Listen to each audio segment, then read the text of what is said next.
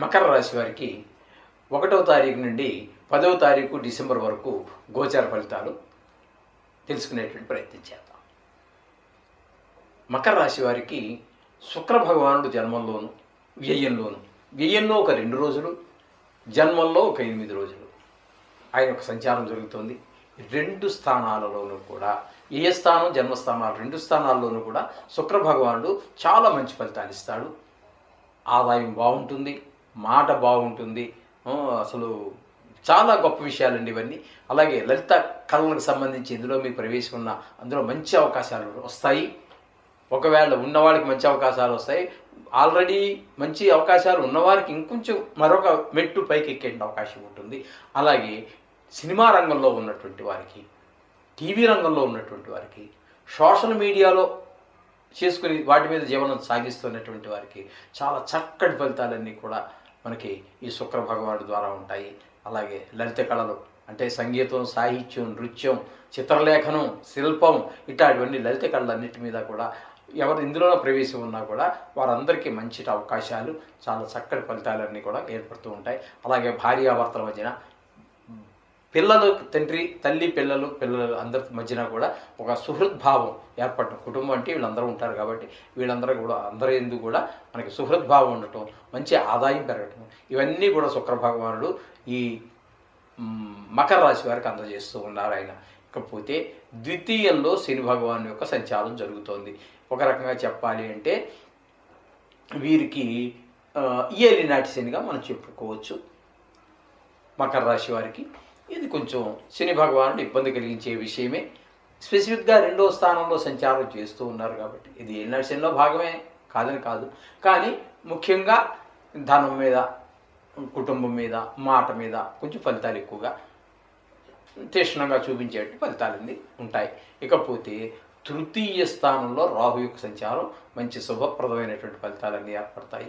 అన్నదమ్ముల మధ్యన ఐక్యత, అలాగే మరి మనం జాబ్ చేసేటటువంటి ప్రదేశంలో, ఉద్యోగం చేసేటటువంటి ప్రదేశంలో మన స్థాయిలో ఉన్నటువంటి వారు, మన పై స్థాయిలో ఉన్నవారు, మన కింద స్థాయిలో పనిచేసేటటువంటి వారు, అలాగే ఇంటి చుట్టుపక్కల వారు అందరూ కూడా సహాయ సహకారాలు అందించడం, తద్వారా కొంచెం ధనాదాయం పెరగటం, అందరి యొక్క సహకారం ఉన్నప్పుడు మనసు ఆహ్లాదంగా ఉండటం, ఈ విధమైన ఫలితాలన్నీ కూడా మనకి రాహు వల్ల మనకి గోచరిస్తూ ఉన్నాయి మనకి ఇక్కడ.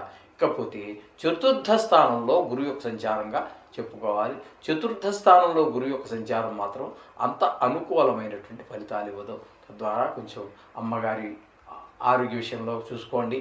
అలాగే విద్య విషయంలో కూడా తగు జాగ్రత్తలు తీసుకోవాలి. అలాగే రియల్ ఎస్టేట్ వ్యాపారస్తులకి అంత అనుకూలమైనటువంటి కాలం కాదు. అలాగే వాహనాలను కూడా కొనేవాళ్ళు, అమ్మేవాళ్ళు, అందులోనూ ఎలాగైతే ఈ రియల్ ఎస్టేట్లో ఇళ్ళు స్థలాలు కొంటారో అలాగే వాహనాల్లో కూడా కొని అమ్మేవాళ్ళు, కొత్తవి అమ్మేవాళ్ళు, ఈ రకంగా చాలామంది రకరకాలు ఉంటాయి. అందులో వాళ్ళకి కూడా కొంచెము ప్రతికూలమైనటువంటి ఫలితాలే ఇస్తూ ఉంటారు గురువు.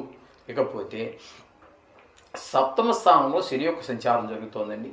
శని యొక్క సంచారం సప్తమ స్థానంలో కొంచెము భాగస్వామ్యుల మధ్యన, వ్యాపారంలో వాళ్ళకి భార్యాభర్తల మధ్యన కొంచెం అంత అనుకూలత లేనటువంటి పరిస్థితి. మన మాట వారికి పొసగకపోవటము, వారి మాట మనకు పొసకపోవటం, మన ఐడియాలు వేరుగా ఉండటం, మన ఆలోచన ధోరణి వేరుగా ఉండటం, వాళ్ళ ఆలోచన ధోరణి వేరుగా ఉండటం, ఈ విధమైనటువంటి పరిస్థితుల ద్వారా కొంచెము చికాకుగా ఉండేటువంటి పరిస్థితులన్నీ సప్తమ స్థానం కుజుడి యొక్క సంచారంగా జరుగుతోంది. ఇక భాగ్యస్థానంలో కేతు సంచారం కూడా అంత అనుకూలమైన ఫలితాలు ఇవ్వదండి. మీకు అన్నీ ఉన్నప్పటికీ కూడా అన్నీ చేతికి వచ్చినట్టే ఉంటాయి, అన్నీ కళ్ళ ముందే ఉంటాయి, కానీ అనుభవంలోకి రావు. అది వాహన సౌఖ్యం కావచ్చు, గృహ సౌఖ్యం కావచ్చు, ఏ సౌఖ్యాలైనా సరే మీకు అన్ని కళ్ళ ముందే ఉంటాయి, కానీ అనుభవంలోకి రావడం కొంచెం ఇబ్బందికరమైన పరిస్థితులు ఉంటాయి. ఇది 9వ స్థానంలో కేతు సంచారం వల్ల ఆ విధమైన ఫలితాలు కనబడుతూ ఉంటాయి. ఇక బుధుడు 10వ స్థానంలో ఉన్నట్టుగా మనం చెప్పుకోవాలి. 10వ స్థానంలో బుధుడు అనుకూలమైన ఫలితాలు ఇస్తాడు. మీరు వృత్తి చేసే దగ్గర లేదా జాబ్ చేసే దగ్గర ఉద్యోగం చేసే దగ్గర వృత్తి అంటే లేదా వ్యాపారం చేస్తున్నారు, ప్రభుత్వ ఉద్యోగం, ప్రైవేట్ ఉద్యోగం కావచ్చు, ఏది చేసినప్పటికీ అక్కడ కూడా మీకు అనుకూలమైన ఫలితాలన్నీ ఉంటాయి. శ్రమకి తగ్గిన ఫలితం తగ్గుతూ ఉంటుంది. మీ ఉద్యోగంలో మీకు ఒక ఇంక్రిమెంట్ కలవటమో, లేకపోతే ఒక మెట్టి ఎక్కటమో, లేకపోతే మనం ఏది లేదు మరి మొన్నే వచ్చి వెళ్ళిపోయేవన్నీ మళ్ళీ ఇప్పుడు ఇక్కడ బుధుడు దశమంలో సంచారం చేస్తున్నాడు. మరి అలా వెంటనే అప్పటికి మీకు వెంటనే మీకు ప్రమోషన్ వచ్చే అవకాశం ఉండదు. కానీ బాస్ చాలా బాగా చేసావయ్యా అని చెప్పు, మెచ్చుకున్నాడు, మంచి ఒక కాంప్లిమెంట్ ఒక పడేశాడు, ఒక మిమ్మల్ని ప్రోత్సహించాడు, చాలు చక్కగా ఉంటుంది, మనసు ఎంతో ఆహ్లాదంగా ఉంటుంది, బాస్ మెచ్చుకున్నాడండి. ఇవి ఏదో మొత్తం మీద ఒక శుభ పరిణామాన్ని మీకు అందజేస్తాడు బుధుడు దశమ స్థానంలో. ఇక ఏకాదశ స్థానంలో రవి యొక్క సంచారం జరుగుతోందండి. ఏకాదశ స్థానంలో రవి యొక్క సంచారం మంచి ఫలితాలు ఇస్తుంది. ఈయన కూడా మీకు ఆదాయాన్ని సమకూర్చేటటువంటిగా ఉంటుంది, సమకూర్చేదిగా ఉంటుంది. ఇక ఆరోగ్య విషయంలో అందరికీ బాగుంటుంది. ఇంట్లో ఏదైనా ఒక వ్యవహారం చేసినట్టయితే అందులో మీ యొక్క శక్తి సామర్థ్యాన్ని పూర్తిగా ప్రదర్శించగలుగుతారు. మీకు ఉన్నటువంటి వాటిని ఆ శక్తి సామర్థ్యాన్ని పూర్తిగా ప్రదర్శించగలుగుతారు. ఆ ఇంట్లో అందరారోగ్యం కూడా చాలా బాగుంటుంది. ఈ విధమైన ఫలితాలన్నీ ఏకాదశ స్థానంలో రవి యొక్క సంచారం ఈ విధమైన ఫలితాలు ఇస్తూ ఉంటుంది. చెప్పుకున్నాం కదండి, మొదటే చెప్పుకున్నాం మనం. జన్మంతో పాటు ఏ స్థానంలో కూడా శుక్రుడి గురించి మనం చెప్పుకోవడం జరిగింది. ఆయన కూడా అనుకూలమైన పరిస్థితులు. మొత్తం మీద ఇక్కడ మీకు 4 గ్రహాలు అనుకూలంగా ఉంటే మిగతా గ్రహాలు ప్రతికూలంగా ఉన్నాయి. ఏదేమైనప్పటికీ కూడా మీరు రోజు నిత్య పూజలో భాగం చేసుకోండి. నవగ్రహాలకు సంబంధించి మీకు అంతా శుభం జరుగుతుంది. వాటి యొక్క ప్రతికూలంగా ఉన్న గ్రహాలు కూడా అనుకూలంగా యూటర్న్ తీసుకుంటాయి. అంటే తిరిగి మళ్ళీ మంచి ప్రభావాన్ని, వాటి యొక్క దుష్ట ప్రభావాన్ని తగ్గించుకొని మీకు శుభాలన్నీ కలగజేస్తాయి. ఇది చెప్పిన మాట కొంచెం ఆచరించండి, శ్రద్ధ చూపించండి. శుభం భూయాత్.